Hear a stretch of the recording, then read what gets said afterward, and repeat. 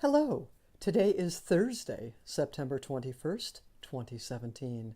I'm Sharon Dingus and I'm here to share with you another ray of light. I'm coming to you from Acres for Art and Enlightenment, home of AwakeningLight.net and Red Dog Creations Art Studio. So today it's actually, I believe the high's only going to be like 69 here, and it's raining and they're redoing the parking lot. So I thought, well, you know what, today might be a great day to do another video from inside the art studio, Red Dog Creations Art Studio. And my chapeau that I normally wear is in the truck, which is on the other side of the parking lot, since we had to park remotely. So I thought, well, I'll put on the backup chapeau and we'll let it roll. So earlier this week, I believe it was, I was playing in the art studio, and it's been fun doing different things. So some of the little pieces, so behind me are some of the molds that I use. So this particular guy, it's a Celtic knot, and there is a little mold, an impression mold that I used, and when I put it in there, it gives me a little Celtic knot. So I'm trying to decide whether I'm going to turn this into a little bowl, so I have some other molds, if you will, that allow me to slump things in. So for instance, here's a little sand dollar, but then what I did when I was done with it is I gave it a little bit of a bowl effect. And some of the other fun ones that I've played with is with some kiln carving, just a cute little star with the iridescent. And one of the things I'm trying to seeking to decide what I'm going to do today is I took a plain one with that same glass, and then I slumped it, which means I basically put it in a mold that makes it bend when I heated everything and made the glass more more of a liquid, because glass is a liquid if you didn't know it. But here's a cute little bowl, very small, you can see. Might be nice for rings or something such as that. So very fun to play. Here's a cool piece that is a fish. And again, that came from one of my little molds. And then when I got done with it, I thought, oh, I'm going to turn it into a little bowl. So again, one of the neat things is you can touch these, you can feel them. It's a very tactile type of thing, but just fun to do. And then other little whimsical things. So I had a little scrap. When I play with glass, sometimes I'll just throw a couple pieces together. This one was a clear and a red that I put together. I thought, oh, I'm going to make a little bitty heart. So again, just something a little touchstone, right? And a little star. Sometimes what happens is the mold will get stuck in here. And so even though this is a pretty piece of glass with this shell, there's a little mold in here, so I need to clear off that unintended consequence of putting it in the kiln. So again, just fun to play with, and just a follow up of some of the things from a few days ago when I got in here. Now let's get to the topic, right? So today's topic is where light prevails, dark curtails. And how did I get there? So when you take a look at the spread, two of the cards, one on the eastern horizon and one on the western horizon, are the Four of Cups with that, it's upside down, reversed. So it's the rat on the cups. And the other is the Judgment, which is the doves.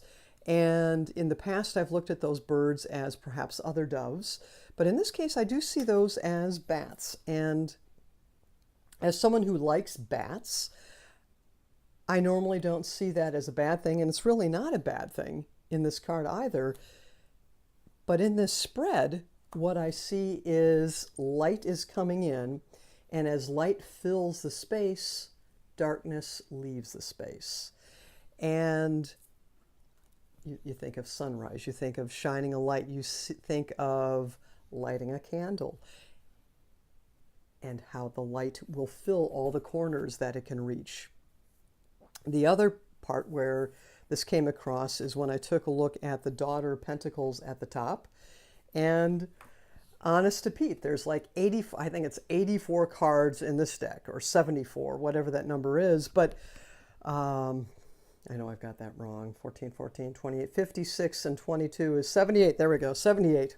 Sorry, little Rain Man there. Um, but I see the Daughter of Pentacles at the top and the Ten of Swords. Excuse me. It's warm. They're doing.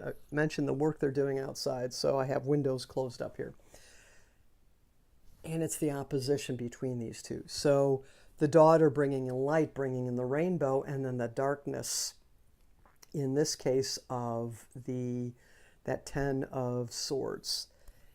And then in the middle, when we take a look at this Two of Cups, and it is reversed, but I don't think that's a big deal, but it's these beautiful roses. And where I'm taking this today is it does not mean that dark is bad. We need dark to understand and appreciate light. So it's those contrasts, night and day, yin and yang, warmer, colder, hot, cold. And without those contrasts, you cannot appreciate perhaps the feeling of euphoria. You wouldn't even have a concept of euphoria or joy or happiness or whatever that is, winning, if you didn't have losing, if you didn't have sadness, if you didn't have despair. And you certainly don't want to dwell in dark areas, but it gives you that contrast to appreciate the other. The other piece of this is karma. If you believe in past lives, it could be karma that you brought into this life to work on and to rid yourself of. So many lifetimes, if you believe that, which clearly I do, when you can work on karma in this lifetime, you release it, so you do not need to work with it in other lifetimes or in other dimensions or whatever your belief system is. There's also the aspect of karma that can be acquired in your present lifetime. So it might be that you believe, either you believe in other lives, or perhaps you just believe you've got one shot and you're out. So even if you're of that belief, is it will come around. It can come around. And you could be creating karma in this lifetime, good karma or bad karma. Excuse me.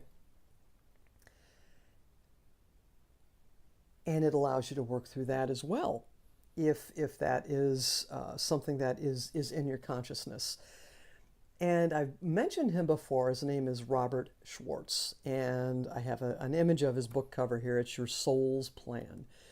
And again, believing in multiple lifetimes is, this really sheds light. And I've recommended this book to multiple people. It was a present life changing read to give me more understanding of why certain things happen, why things happen to other people, why things happen to us, on and on and on. And that could be a can of worms that I've just opened up there. But if you do believe that your soul has a higher purpose, that it extends over multiple lifetimes, over multiple dimensions, and that there are soul groups where souls come into this world together to work on certain things. As in, and again, I've talked about this before, but I really want to emphasize this because there is, oh my gosh, I do put my head in the sand a little bit, but not from a la la la, it's not happening. It would be overwhelming to me emotionally to turn on the world news, to even turn on the local news, to watch these seemingly innocuous, and hey guys, you need to know this horrible disaster is going on, posts on Facebook. No, I don't need to. Because when I do, I become incredibly overwhelmed emotionally. It will make me, the feeling is too intense, and I am not going to put that additional feeling of fear, of sadness, of wretchedness out there. I acknowledge these things are going on. Multiple earthquakes are going on. Again, we have had the hurricanes, we've had the fires, There are likely many, many other things that have gone on that people are dwelling on. And I don't mean necessarily someone sitting in their, although people, I know people who have and who do, sitting in their living room mesmerized, not being able to walk away from the television because they've been pulled into this horrific scene. And they are going through these fears, they are going through these emotions, they are going through the dark while this is going on. And that's what I mean or intend to assert by the statement that light, where light prevails, dark curtails. Not so many years ago, before the advent of cable and CNN and other such media, USA Today, some of the other newspapers, we knew what was going on in our family. We knew what was going on in our neighborhoods and in various parts of our town. If we lived in a small town, you knew everybody's business, right? Because it was so small. But in a larger city, you may not have known what was, you likely did not know what was going on the other side, much less on the other side of the world. And it's important to know that we're all connected because it does make a difference. But we don't need to feed on those fears. We don't need to be drawn into those fears and into that darkness that is so overwhelming. And for those of us who've lived through these transitions, and then there are people in generations prior to us who lived through even more transitions, so much hits us that we don't need to bring into our energy field because it truly does not directly affect us. Now, indirectly it does because we are all one. But when we feed, or better yet, are being fed on this darkness, on these tragedies, on these horrific scenes, on these movies we go to. I've actually watched some TV lately, so a little football put on in the background, and I was shocked that I was actually enjoying it for the first time in, I bet, a year and a half. What caught my attention, and I'll forget the name of the movie, what caught my attention is, oh, well, isn't that interesting that after these hurricanes that have taken place, there is a movie that's coming out in October that is all about weather control gone wrong. Coincidence? Think about it. It's not a coincidence. So Hollywood's had this movie out there. And what they're going to do, I'm assuming, I'm not going to watch that movie because I'm not going to bring myself into that energetic space. Number one, for my own energy, as I relate to the movie, but being bombarded by the fears and everything else that's going on by the people in that movie theater, I don't want that. I refuse to bring that into my energy field because it's feeding on the fear. So think about these things, feel these things. If it feels right to you, wonderful.